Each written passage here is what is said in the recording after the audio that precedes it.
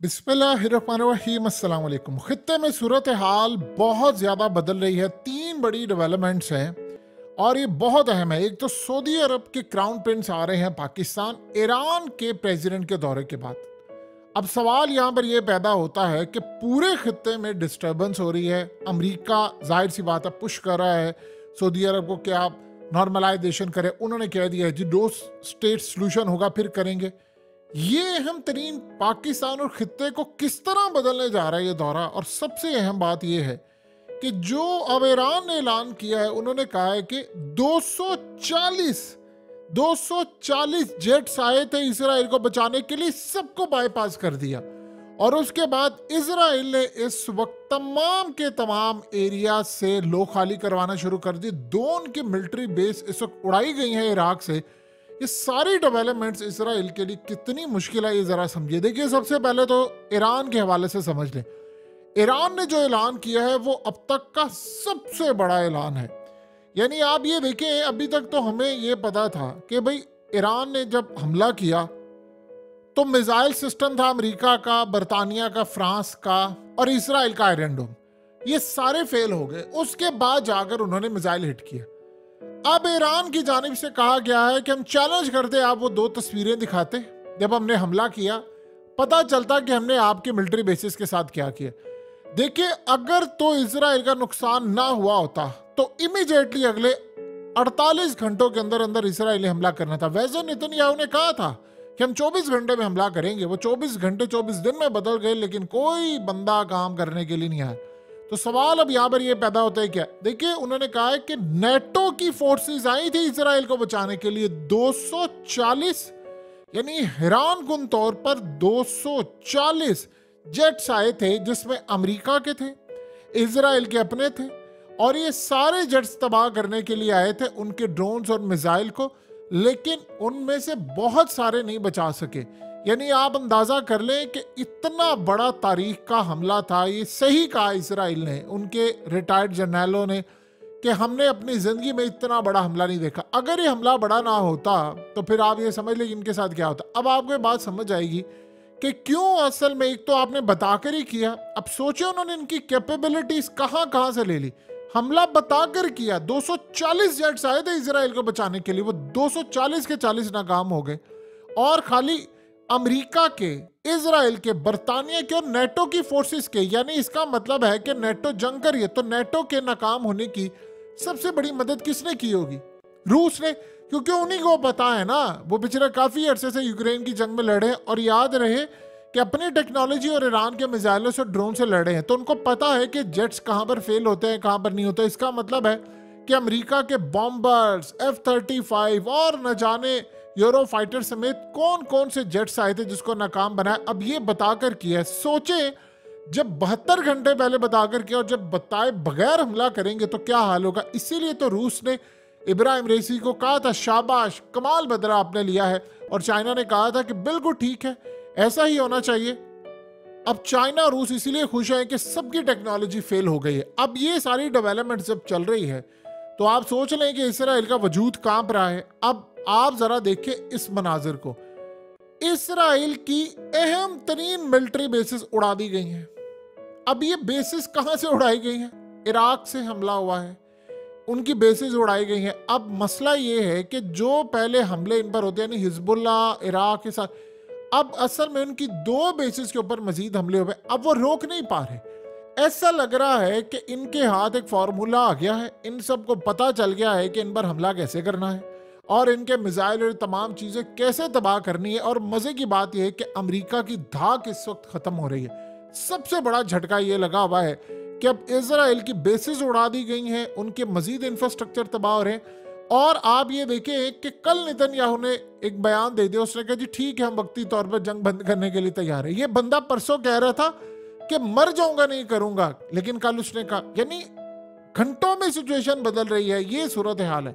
जब ये बड़ी डेवलपमेंट्स हो रही हैं तो आप अंदाजा लगा लें कि इसराइल के लिए कितनी तबाहकुन सूरत हाल है। इस सारे मामले पर क्राउन प्रिंस सऊदी अरब मोहम्मद बिन सलमान पाकिस्तान पहुंच रहे हैं और ये उनका 5 साल के बाद अहम तरीन दौर है। याद कीजिए, लास्ट टाइम जब वो पहुंचे थे तो उसके बाद एक पुलवामा हुआ था, यानी खित्ते में टेंशन हो गई थी। अब सवाल यहाँ पर यह पैदा होता है कि इस दौरे की अहमियत क्या है। देखिए, सबसे पहले एक बात आप समझ लें कि ये दौरा असल में जो होता है, चाहे वो इन्वेस्टमेंट है या जो ऐलानात है, उससे हटकर इस दौरे की सबसे अहमियत ये है कि ईरान के प्रेसिडेंट ने दौरा किया है यहाँ का, और ईरान के प्रेसिडेंट के बाद, यानी एक चीज़ ध्यान में रखिए, जो ईरान के प्रेसिडेंट ने दौरा किया था वो हमने पहले से स्केड्यूल किया हुआ था। जब उन्होंने हमला किया तब हमने उनको इनकार नहीं किया। उसकी एक वजह ये थी, देखिए प्रेशर तो था, जाहिर सी बात होता है, अमेरिका नहीं चाहता था, इजराइल नहीं चाहता था, और वो नज़र थी उनके, भाई ये यहाँ पर क्यों आ रहा है।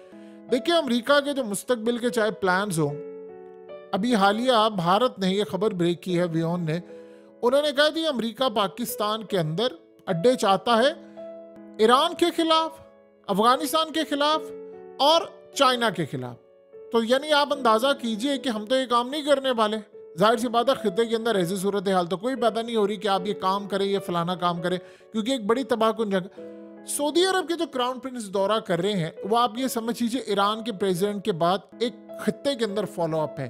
देखिए, इस दौरे के अंदर कोई बहुत बड़ी डेवलपमेंट और ये चीज़ें, ये उससे ज़्यादा जो अहम तरीन चीज़ है कि जो असल में अमेरिका ये चाह रहा है वो अब नहीं हो पा रहा है। ये सबसे अहम बात है, क्योंकि चाइना अब खित्ते के अंदर जो ब्लॉक बना रहा है उसमें वो तमाम के, देखिए चाइना बड़ा आराम से एक रोल प्ले कर रहा है पूरे खित्ते के अंदर, और चाइना मुस्तकबिल के अंदर प्लान ये कर रहा है कि उनकी एक अपनी यूनाइटेड नेशन हो। यानी चाइना असल में ये चाह रहा है कि लाइक माइंडेड कंट्रीज, रूस से लेकर चाइना, इनके इत्तेहादी, ईरान, इवन के मिडिल ईस्ट की कंट्रीज, जो हालिया एक कमाल काम किया था। देखिए, एक तो आपको दाद देना पड़ेगी सऊदी अरब को, और दाद देना पड़ेगी मिडिल ईस्ट की कंट्रीज को, बल्कि स्पेशली अरब कंट्रीज को, गल्फ कंट्रीज को, उर्दन को निकाल कर। इन्होंने काम ये किया कि इस जंग के अंदर इन लोगों ने एक तो कहा दिया हमारी बेसिस इस्तेमाल नहीं होंगी, और एक मुल्क ने क्लियरली कह दिया, और उसके साथ और कई कंट्रीज शामिल हो रही हैं कि भाई अमेरिका यहाँ से अपने जेट्स उठाए, अपने फाइटर्स उठाए, डिफेंस सिस्टम और ये वो फलाना यहाँ से लेकर जाए, क्योंकि यमन और ईरान पर हमले की हम इजाज़त नहीं देंगे। और तो कोई मसला नहीं है। सऊदी अरब ने भी अपनी एयर स्पेस नहीं दी, खबर झूठ थी, उन्होंने बाद में तरदीद की, तो लिहाजा इस सारी सूरत हाल में उन्होंने भी स्टैंड लिया, ये सबसे अच्छी बात है। लेकिन उन्होंने साथ ये कहा, अमेरिका अब उनको ये कह रहा था हम आपको हथियार देंगे, आप नॉर्मलाइजेशन की तरफ जाए इसराइल। उन्होंने कहा जी देखिए, दो चीज़ें हैं, एक तो ये जंग आप बंद कर दें, और दूसरा 2 स्टेट सोल्यूशन जो है वो सऊदी अरब चाहता है। यानी उन्होंने क्लियरली कह दिया है कि हम आपको फ़लस्तीन खाने की इजाज़त नहीं देंगे। ये एक अच्छा स्टेप है। अब क्राउन प्रिंस का दौरा जो पाकिस्तान हो रहा है, ये असल में आप समझ लें, जो चाइना इस खत्ते के अंदर पूरा अपना एक इन्फ्लुएंस कायम कर रहा है, और वो लाइक माइंडेड कंट्रीज को एक प्लेटफॉर्म पर लेकर आ रहा है। ये दौरा असल में उस तनाजुर में आप देखेंगे तो बहुत ही ज़्यादा अहम है। यानी आप ये देखें कि अमेरिका को, अब जाहिर सी बात है, अगर ईरान हमारे पास आया है, ईरान के प्रेसिडेंट आए हैं, वो अलग बात है कि हमने ईरान गैस पाइपलाइन प्रोजेक्ट का इफ्तिताह नहीं किया। उसके बदले में 2 चीज़ें ईरान को मिली है। एक तो हमारे वजीर दिफा की जानिब से, यानी ख्वाजा आसिफ ने ये बात की है कि भाई जो ईरान ने हमला किया इसराइल पर, ये बिल्कुल जायज़ था, ठीक था। अब जाहिर सी बात है, इसकी फेवर हमें ये मिली है कि ईरान गैस पाइपलाइन प्रोजेक्ट का हमने इजहार नहीं किया तो ईरान ने बुरा नहीं मनाया। अब वो $18 अरब हमें पेनल्टी पड़ जाती है, तो हम ईरान के साथ बैकडोर चैनल पर मामला तय करें। ये हमारी तरफ से उनके गिफ्ट था कि भाई पाकिस्तान ने जो हमला हुआ है ईरान ने इजराइल पर किया है, हम उसको पूरा सपोर्ट करते हैं। ये याद रहे, चाइना ने भी उसको पूरा सपोर्ट किया है, और चाइना के साथ रूस ने भी उसको खुलकर सपोर्ट किया है, ये याद रहे। अब पाकिस्तान ने जब ये किया तो अमेरिका को ये बात हजम नहीं हो पा रही। जाहिर सी बात है, देखिए दुनिया ने अपने मफाद देखने, हमने अपने मफाद देखने। अगर बदले में हम अगर ईरान गैस पाइपलाइन प्रोजेक्ट नहीं करे, इससे हमारा नुकसान हो रहा है, तो चले हमें पेनल्टी तो कम से कम ना पड़े ना। वो $18 अरब कौन ने पे करने हैं, तो चलो उसके बदले में अगर आपने एक स्टेटमेंट दी है, हमने इंडोर्स किया है, तो ये बात ठीक है। सो लिहाजा एक तो ये दौरा हुआ। अब क्राउन प्रिंस का जो दौरा होगा वो खित्ते में जो नई तब्दीलियां आ रही है, और ये असल में अमेरिका का जो इन्फ्लुएंस है वो खित्ते में कम होता हुआ, ये भी दौरा उसमें एक बड़ा रोल प्ले करने जा रहा है। चाइना बैकडोर पर जो ब्लॉक बना रहा है, उसमें लाइक माइंड कंट्रीज जितनी भी हैं उनको एक प्लेटफॉर्म पर लेकर आ रहा है। तो उस दौरे को जो अब ये होने वाला है, आप इस तनाजुर में देखेंगे तो आपको अंदाजा हो जाएगा कि चीजें किस तरफ जा रही हैं। इवन कि चाइना यहां तक चाहता है, ये बात बड़ी अहम और समझने वाली है, चाइना ये चाहता है कि हम जो ब्लॉक बनाए उसमें सऊदी अरब हो, उसमें ईरान हो, पाकिस्तान हो, इंडिया भी हो, रूस भी हो, उसमें तमाम कंट्रीज हो, और रूस को टास्क दिया गया है कि आपने इंडिया के साथ मामला तय करने हैं। यानी इंडिया भी इतनी बड़ी बला बन गया है कि अमेरिका वो जो पाबंदियां लगाए या फलाना करे, अमेरिका खुद डूब जाए। यानी इतने बड़े पैमाने पर आप किसी मुल्क पर पाबंदियां लगाएंगे तो वो तबाही का शिकार हो जाएगा, जाहिर सी बात है। लेकिन वो आपको भी तबाही का शिकार कर देगा क्योंकि उसकी एक्सपोर्ट बहुत बड़ी है। देखिए, मोदी को एक बात बिल्कुल समझ आ गई, उसने कोई एक्स्ट्राऑर्डिनरी काम नहीं किया। 2008 से वो बंदा यही काम कर रहा है। उसने दुनिया को ये बात बताई थी, उसने कहा जी हमारे पास इतनी बड़ी आबादी है, हम सिर्फ अपना स्मूथ सीधा सीधा काम कर लें तो हम दुनिया पर छा जाएंगे। ये बात उसको समझ आ गई। वो क्या बात थी कि भाई सबसे बड़ी कंज्यूमर मार्केट हम है, आईफोन सबसे ज्यादा हम इस्तेमाल करते हैं, गाड़ियां हम इस्तेमाल करते हैं। एक पेंसिल भी अगर कोई आकर लगा देगा उसकी कंपनी भारत के अंदर, तो कम से कम 1.5 अरब पेंसिलें उसको बनानी पड़ेंगी। तो सोचो कितनी बड़ी मार्केट है। यही वजह है कि उसका इन्फ्लुएंस मिडिल ईस्ट से लेकर यूरोप, यूएस, यानी अमेरिका से वो टक्कर ले रहा है। हालिया उसने कनाडा के प्राइम मिनिस्टर से लड़ाई की हुई है। 5 आइज जो है वो इंटेलिजेंस एजेंसियां ऑस्ट्रेलिया से लेकर यूरोप से लेकर न्यूजीलैंड और पता नहीं कौन कौन, उन्होंने इनके खिलाफ इकदाम किया। कहता है हमारी जूती को भी परवाह नहीं है। ये बात उनको समझ आ गई। तो चाइना ये चाह रहा है कि इंडिया भी उसमें आ जाए, लड़ाई ना हो लेकिन हम अपना एक लेवल लेकर चले कि ये मामला अब खत्म होना चाहिए कि जो वो यूनाइटेड नेशन, अब यूनाइटेड नेशन ने कहा कि भाई जंग बंदी होनी चाहिए। इन्होंने क्या जंग बंदी कर दी है? सवाल ही पैदा नहीं हुआ। अब चाइना जो रोल प्ले कर रहा है वो आप गौर करेंगे कि लाइक माइंडेड कंट्रीज को एक प्लेटफॉर्म पर लेकर आ रहा है। यानी उन्होंने ईरान की सुलह करवाई सऊदी अरब के साथ, एंड देन उन्होंने सुलह करवाई और बहुत सारी यानी हूथियों का भी मामला खत्म करवाया। अब पाकिस्तान में ईरान के प्रेसिडेंट का दौरा हुआ, क्राउन प्रिंस का दौरा हो रहा है। यानी एक चीज बड़ी क्लियरली इनडायरेक्टली पैगाम चला गया है अमेरिका को कि भाई आप फ्यूचर के अंदर यहाँ पर अड्डे चीजें जो है वो भूल कर भी मांगने की कोशिश ना करें, क्योंकि अब हम लड़ाई में पार्ट नहीं बनना चाह रहे। और अमेरिका जो ये चाह रहा था कि खित्ते में ऐसा हो वैसा हो, देखिए इजराइल और अमेरिका और यूरोप नहीं चाह रहे थे कि ईरान के प्रेसिडेंट पाकिस्तान है। हम जाहिर सी बात है हमने इनकार उनको नहीं किया, हमने उसके बदले में उनसे जाहिर सी बात है ईरान गैस पाइपलाइन प्रोजेक्ट का मामला तय किया कि भाई ठीक है हमारी मजबूरी है। तो अगर हम दौरा कैंसिल करते तो एक नेगेटिव पैगाम जाता है, ईरान कभी भी पाकिस्तान को कोई फेवर ना देता। तो ईरान अब यहाँ पर आया है। अब जाहिर सी बात है उसमें इन्होंने साथ ही हमें कह दिया कि आपने उनसे जो 8-10 अरब डॉलर के मुआहदे किए आप उनसे करके दिखाएं, हम आपको बताएंगे कि मुआहदे कैसे करते हैं। अमेरिका ने हमें धमकी दी, उन्होंने कहा हम आप पर पाबंदी आयद करेंगे। और पाबंदियों में जो उन्होंने चीजें सामने रखी है, पूरा बैंकिंग सिस्टम और बैंक्स पर पाबंदियां सबसे पहले आयद करेंगे कि जो बैंक्स ईरान के साथ ट्रांजैक्शन में इन्वॉल्व होंगे उन पर पाबंदियां आयद कर देंगे। उनके इशू किए हुए क्रेडिट कार्ड जो है, डेबिट कार्ड, एटीएम कार्ड, वो पाकिस्तानियों के इस्तेमाल नहीं होंगे। कोलैप्स हो जाएगा फाइनेंशियल सिस्टम सारा हमारा। यानी वो हर तरह से हमें तैयारी करके बैठे। और जाहिर सी बात है हम ये काम नहीं करेंगे, ये बात बिल्कुल तय है। अब क्राउन प्रिंस सऊदी अरब का जो दौरा होगा उसमें बहुत सारी चीजें, असल में इसमें आप ये चीज को ज्यादा फोकस ना करें कि क्या इन्वेस्टमेंट है, क्या ऐलान है। उससे ज्यादा फोकस ये है कि जो खित्ते का ब्लॉक बन रहा है उसमें कंट्रीज आपस में लिंक्ड हो रही हैं कि भाई ठीक है अमेरिका की उजारादारी खत्म हो रही है तो ये मामला आगे चल रहे हैं। तो ये उसमें एक अहम तरीन मामला होने वाला है। अब ये सारी सूरत हाल जब चल रही है तो इसराइल ने इमीडिएटली शहरियों को निकालना शुरू कर दिया रफा की साइड से। इसका मतलब है कि वो वहां पर खतरनाक ऑपरेशन करने जा रहा है और उनकी तैयारी पूरी है। देखिए ईरान पर वो अभी हमला करने की जरूरत नहीं कर रहे, ये बात बड़ी तय है, क्योंकि उनको अभी तक अंदाजा नहीं है कि ईरान के पास टेक्नोलॉजी क्या है। देखिए वो हमला करे, यहाँ पर दो ही सूरतें होंगी, या तो हमला कामयाब होगा या नाकाम होगा। अगर तो कामयाब हो जाता है वो हमला, तो फिर याद रखिएगा कि उसके बाद ईरान ने रिटेलिएशन करना है और उन्होंने जाहिर सी बात है मिनिमम कम से कम भी उनकी न्यूक्लियर फैसिलिटीज को तबाह करना है। तो उन्होंने भी उनके एटमी प्रोग्राम को तबाह करने की कोशिश करनी है, क्योंकि ईरान का माजी में कई दफा एटमी प्रोग्राम तबाह किया है, वो फिर यहाँ तक पहुंच गए हैं। सो उनके लिए कोई नई बात नहीं, इस दफा उनका दिफा बड़ा स्ट्रॉन्ग है। तो अगर ये काम उन्होंने किया तो माजी में अब जैसे उन्होंने ये बताया कि 240 के करीब आप देखिए जेट्स थे, उनको तबाह कर दिया, वो अप्रोच करके वहां पर। तो ये कहानी तो बड़ी क्लियर हो गई है। सो इस सूरत हाल में उनके पास अब करने के लिए कुछ नहीं है। हालात ये बता रहे हैं कि इसराइल की पोजीशन वीक है, इतनी वीक है कि जिसका हम लोग अंदाजा भी नहीं लगा सकते।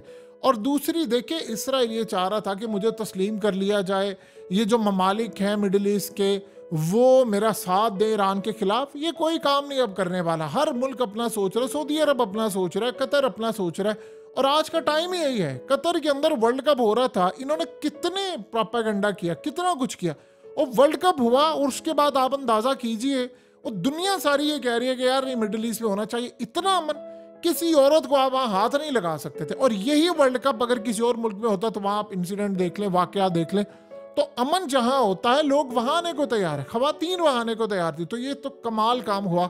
सो अब सूरत हाल ये है कि आहिस्ता आहिस्ता बड़ी डेवलपमेंट ये है कि चाइना कोशिश ये कर रहा है कि ईरान के प्रेसिडेंट का एक दौरा हो जाए सऊदी अरब का भी, या सऊदी अरब के क्राउन प्रिंस का एक दौरा ईरान का भी हो जाए, तो उनके ताल्लुकात मजीद बहाल हो। देखिए ईरान के साथ सऊदी अरब के जितने ताल्लुकात मजीद होंगे, याद रहे हौसियों का मामला उतना ज्यादा फायदेमंद हो जाएगा, यानी मिडिल ईस्ट के लिए।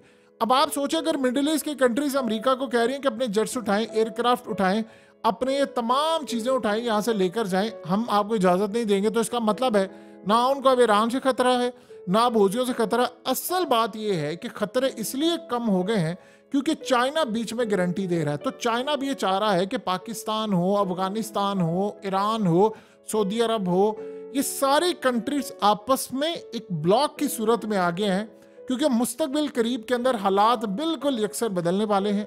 और बार बार अगर चाइना और रूस ने इतना खुलकर स्टांस ना लिया होता तो शायद आज ही हमला कर देते। अगर रूस ने टेक्नोलॉजी ना फराम की होती है ईरान को, तो आज आप देखते हैं इस वक्त तक जंग छिड़ी होती। उनको ये अंदाजा हो गया कि यार ये वो मामला नहीं है जो हम सोचते थे।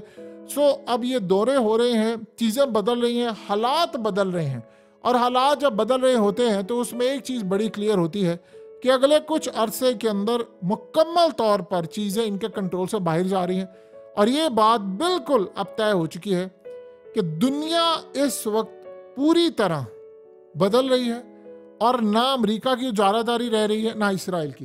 सो यही वक्त है राइज करने का, और चाइना और रूस के कैंप के अंदर जो जो जा रहा है फायदा उसको मिल रहा है।